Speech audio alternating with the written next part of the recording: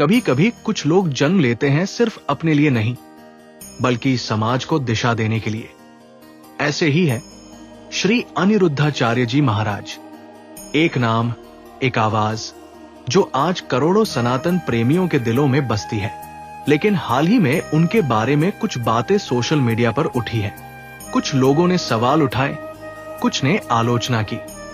तो आज बात करेंगे, क्या वाकई कोई सच्चाई है इन बातों में, या फिर ये सनातन धर्म को कमजोर करने की एक चाल है? कोई माने या ना माने, ये बात तो स्पष्ट है कि अनिरुद्धाचार्य जी ने आज के युवाओं को फिर से राम, कृष्ण और गीता के मार्ग पर चलने के लिए प्रेरित किया है। जहां आजकल लोग दुनिया की चकाचौंध में खोए हुए हैं, वहीं उन्होंने कथा के माध्यम से लोगों के दिलों को ईश्वर से जोड़ा है। उनकी वाणी में जो करुणा है, जो भाव है, वो सीधे आत्मा को छू जाता है।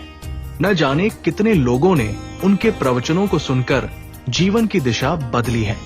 किसी ने बुरे रास्ते छोड़े, किसी ने निराशा को त्यागा और किसी ने पहली बार गीता के श्लोकों को अपनाया। ये कोई साधारण कार्य नहीं है। अनिरुद्धाचार्य जी की कथा केवल धार्मिक शिक्षा नहीं देती, वो एक संपूर्ण जीवन दृष्टि देती है। जब वे गौ माता की महिमा बताते हैं, माता पिता की सेवा का महत्व समझाते हैं, तो लगता है जैसे कोई अपनेपन से समझा रहा हो। उनकी बातों में प्रेम है, वात्सल्य है और सच्चाई है। और यही कारण है कि लाखों लोग उन्हें घंटों सुनते हैं, बिना थके, बिना विचलित हुए। अब बात करते हैं उन शंकाओं की जो हाल ही में सामने आई। कुछ लोग कह रहे हैं कि कथा का अधिक प्रचार किया जा रहा है। लेकिन सोचिए, जब कोई कलाकार अपने मंच से लाखों लोगों को प्रभावित करता है तो उसे सराहा जाता है। फिर जब कोई संत लोगों को ईश्वर से जोड़ने के लिए वही साधन अपनाए तो उसे आलोचना क्यों? अनिरुद्धाचार्य जी ने कभी अपने आप को कुछ बड़ा नहीं बताया। उन्होंने हमेशा खुद को श्री राधे रानी का सेवक ही कहा है। उन्होंने कभी किसी धर्म, जाति या समाज के विरुद्ध कोई बात नहीं कही। उनका संदेश हमेशा एक ही रहा, प्रेम, सेवा और भक्ति। अगर उनसे कभी कोई सामान्य मानवीय भूल हो भी गई हो, तो क्या वे इंसान नहीं है? क्या एक संत को भी अपने कार्यों को सुधारने का अधिकार नहीं है? हम सबसे कभी न कभी कोई भूल होती है, लेकिन उनके द्वारा किए गए सेवा कार्यों को भुला देना अन्याय होगा। उन्होंने न केवल जीवन बदले हैं, बल्कि विचारों की दिशा को भी मोड़ा है।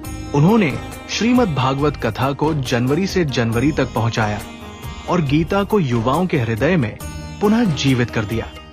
आज जब धर्म के नाम पर भ्रम फैलाया जा रहा है, तब ऐसे संतों की आवश्यकता पहले से कहीं अधिक है। अनिरुद्धाचार्य जी जैसे संत, जिनकी वाणी में शांति है और जिनके कर्मों में सेवा है, वो हमारे लिए पथ प्रदर्शक है। अगर हम ऐसे संतों का सम्मान नहीं करेंगे, तो फिर किसका करेंगे?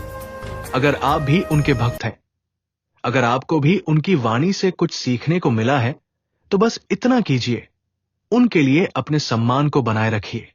बाहरी शोर से ज्यादा उनके भीतर के स्वर को सुनिए, उनकी प्रेरणा को याद रखिए। कुछ खास पंक्तियों के साथ अंत करते हैं। ना जादू है, ना छल है, बस उनके शब्दों में शुद्ध गंगा जल है। जो सुन ले, उसका जीवन बदल जाए। ऐसे संतों को मेरा शत शत नमन है। राधे राधे। अनिरुद्धाचार्य जी महाराज को कोटि कोटि प्रणाम।